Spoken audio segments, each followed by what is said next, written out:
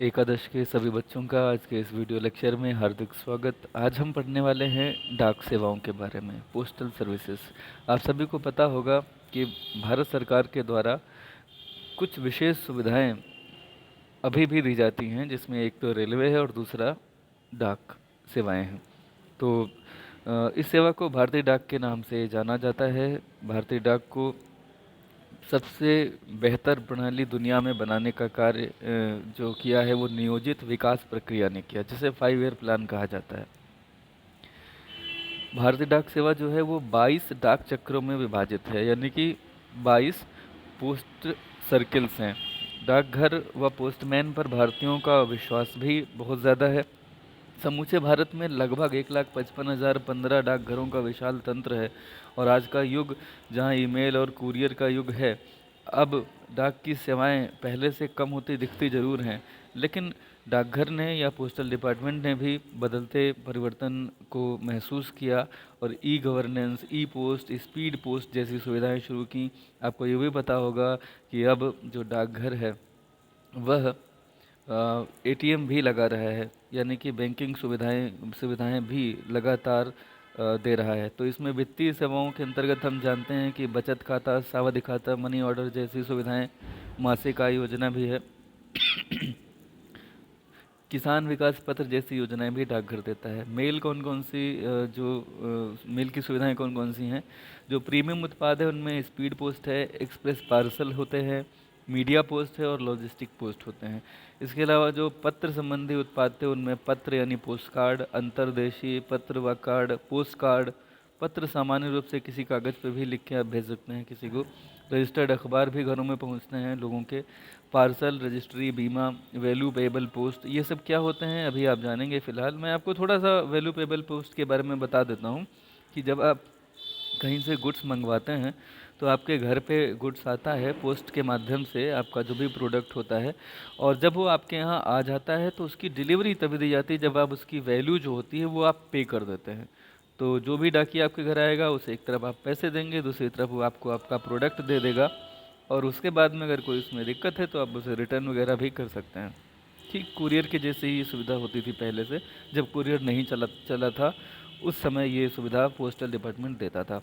तो मेल किए गए जो संदेश हैं, आप उन्हें ट्रैक करना चाहें कि वो कहाँ पर पहुँचे हैं, तो ये भी आप इंटरनेट के माध्यम से कर सकते हैं। उसके लिए जब आप अपना पत्र भेजते हैं या रजिस्ट्री कराते हैं तो उस समय, या स्पीड पोस्ट कराते हैं तो उस समय आपको एक स्लिप मिलती है।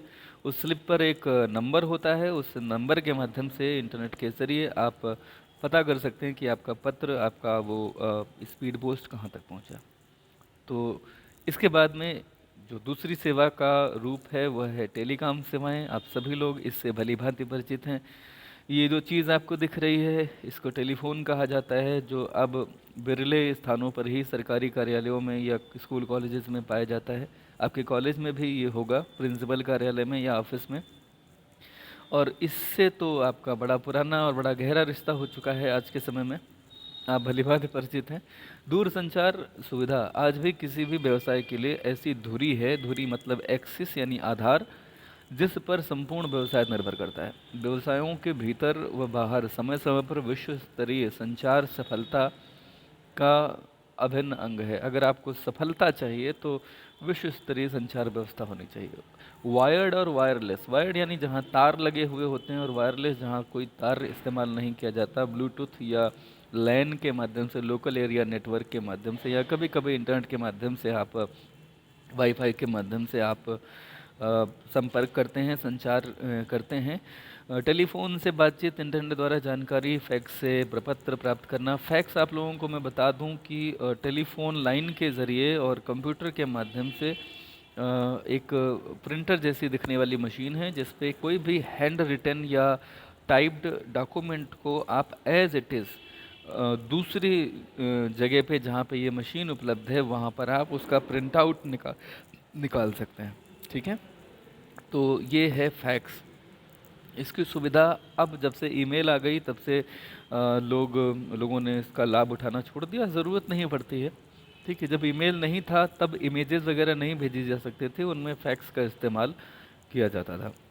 तो संगठन के भीतर यदि टेलीफोन की सुविधा है तो दूरसंचार सेवाएं कर्मचारियों को एक साथ लाने, किसी भी संयुक्त उपक्रम पर प्रगति करने का एक आसान सा तरीका है। लोग आपस में किसी समस्या के उपजने पे संपर्क कर पाते हैं और उसका समाधान भी जल्दी से प्राप्त कर लेते हैं।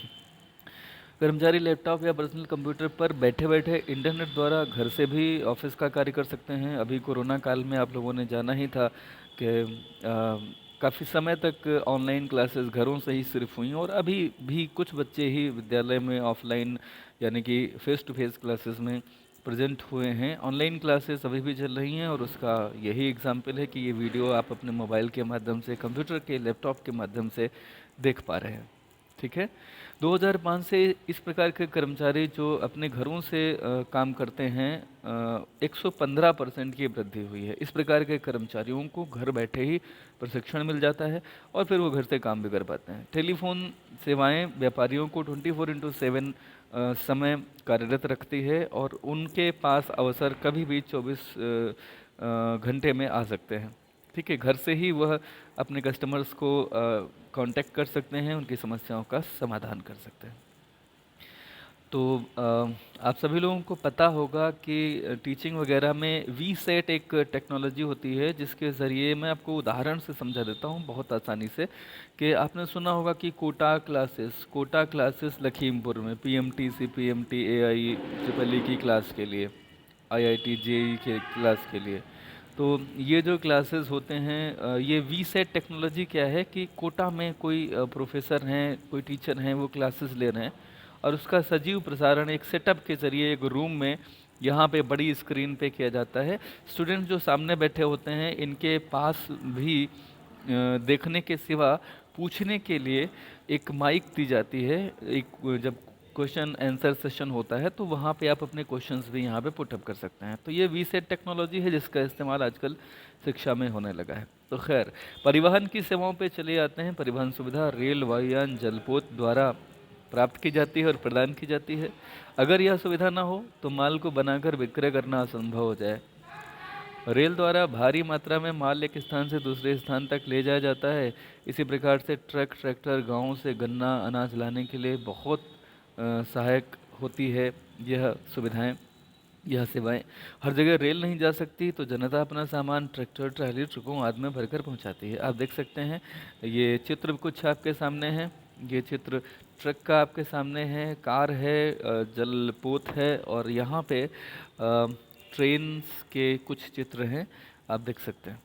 चलिए भंडारण की बात कर लेते हैं। आप जानते हैं कि प्रोडक्शन जब कहीं होता है तो तुरंत उसका यूज हो जाए ये ज़रूरी नहीं है। तो उसे कुछ कंटेनर्स में जिस जगह पे रखा जाता है किसी भी रूप में, उस जगह को वेयर हाउस कहा जाता है और इस सुविधा को वेयर हाउसिंग कहा जाता है। ठीक है। प्रत्येक मौसम में प्रत्येक उत्पाद उपस्थित नहीं होता। जैसे सर्दियों में जब आपको गर्म कपड़ों की आवश्यकता पड़ी तो जब आप लेने जाते हैं तो ये ज़रूरी नहीं कि वो सर्दी में बनाया गया हो। ये जो गर्म कपड़े हैं ये संभव है कि जून की तपती दोपहरी में बनाए गए हों, लेकिन आप इसे नवंबर में, दिसंबर में परचेज कर सकते हैं और इस्तेमाल में ला सकते हैं।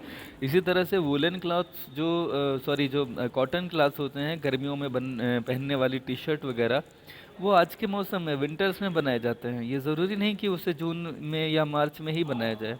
तो आपको शायद ये बात समझ में आ रही होगी कि भंडारण जो है वो उत्पादित वस्तुओं को तब तक अपने पास स्टोर रखता है जब तक कि वह बिक नहीं जाते। ठीक है। तो कुल मिलाकर के आपको बात समझ में आ गई होगी। ये भंडारण कितने प्रकार के होते हैं? निजी भंडारण, जो बहुत सारी कंपनियां हैं जिनके खुद के अपने स्टोर रूम्स होते हैं या वेयर हाउसेज होते हैं, खुद के भंडार होते हैं, ये निजी भंडारण में आता है। सार्वजनिक भंडार गृह अर्ध सरकारी संस्थाओं द्वारा बनाए जाते हैं। कभी कभी निजी व्यापारियों द्वारा भी बनाए जाते हैं, लेकिन बेसिकली ये अर्ध सरकारी संस्थाओं द्वारा बनाए गए भंडार गृह हैं जिनका इस्तेमाल कोई भी कर सकता है। अधिपत्रित भंडार गृह यानी एक तरह से बॉन्डेड वेयर हाउसेज होते हैं। ये सरकार और निजी दोनों लोग बना सकते हैं और इन्हें प्रतिबंधित कर दिया जाता है। इनका उपयोग जो है वो नियंत्रित रखा जाता है। इस प्रकार से आयातित माल को यहाँ रखा जाता है जिन पर आयात कर दिया जाना बाकी हो। जैसे पोर्ट पर जो भी माल किसी बंदरगाह पे आके ठहरता है तो उस माल को आप समुद्र तट पे तो नहीं छोड़ सकते हैं, जब तक व्यापारी उसे उस माल को लेने आएगा तब तक उसे कहीं रखा जाएगा संभाल के। तो ये यहाँ पर जो माल रखा जाएगा किसी व्यापारी को निकाल करके एग्जिट से तब दिया जाएगा जब वो इस पे आयात कर वगैरह चुका देगा। बात समझ गए होंगे। तो ये अधिपत्रित भंडार गृह होते हैं, सरकारी काम में लाते हैं इन्हें। इन पे जो भी टैक्स वगैरह की लायबिलिटीज़ हैं वो पे करने के बाद सामान यहाँ से लिया जा सकता है। और सरकारी भंडार गृह सरकारों के द्वारा बनाए जाते हैं। विभिन्न प्रकार की सहकारी समितियाँ हैं, उनके अपने भंडार गृह होते हैं। वितरण केंद्र यानी कि भंडार गृहों की बड़ी मात्रा में माल अल्पकाल के लिए यहाँ रखा जाता है। यह एक प्रकार से वितरण केंद्र का कार्य करते हैं। उत्पादक बड़ी मात्रा में माल मंगा कर यहाँ रख लेते हैं और धीरे धीरे यहाँ से अपना माल उठाते रहते हैं। भंडारण के कार्य एक तो भंडारण का ही है, दूसरा वितरण का है। समयानुसार उत्पाद की उपलब्धि हो जाए यह भी सुनिश्चित करते हैं भंडारण यानी वेयर हाउसिंग सेवाएं। मूल्यवर्धित सेवाएं, भंडार गृह में माल को केवल रखा नहीं जाता, उनकी पुनः पैकिंग करके उन्हें और आकर्षक बनाया जाता है और इस तरह से उनके मूल्य में भी वृद्धि हो जाती है। मूल्य स्थायित्व, भंडारण के माध्यम से जो भी वस्तु की सप्लाई बहुत ज़्यादा हो जाए उसे वहाँ रख लिया जाता है और तब उन्हें सप्लाई किया जाता है जब मार्केट में उनकी डिमांड बढ़ चुकी होती है। ठीक है, इस तरह से वस्तुओं के मूल्य भी स्थिर रखे जा सकते हैं। वित्त व ऋण की सुविधा, जहाँ पे भी अगर आपने किसी वेयर हाउस में अपना माल रखा है तो उसकी एक रसीद आपको मिलती है। वह रसीद आप बैंक में दिखा करके उस रिसिप्ट के आधार पे उसे सिक्योरिटी के तौर पे लगा करके आप बैंक से लोन भी प्राप्त कर सकते हैं। तो इसके बाद में है बीमा। बीमा को हम जानेंगे कल के वीडियो में। आज के लिए इतना ही। बहुत ध्यान से ये पूरा वीडियो देखिए, अपने साथियों के साथ इसे शेयर कीजिए और इस टॉपिक को अगर आप अच्छे से समझ चुके हैं तो अब आपको लर्न भी करना है। आपको ज़्यादा मौका नहीं मिलेगा लर्न करने के लिए, अभी से लर्न करते हुए चलें। जो जो टॉपिक्स आप पढ़ते जा रहे हैं तो निश्चित रूप से एग्जामिनेशन के समय आपको ये सब अच्छे से रिकॉल हो जाएगा। So thank you very much कि आपने ये वीडियो आखिर तक देखा। दोस्तों के बीच में साझा करें ये वीडियोस, क्योंकि ज्ञान जितना ज़्यादा बांटा जाए उतना ही अच्छा है। विद्या का दान सबसे बड़ा दान होता है, इसमें आप भी सहभागी बनिए। आपका बहुत बहुत धन्यवाद।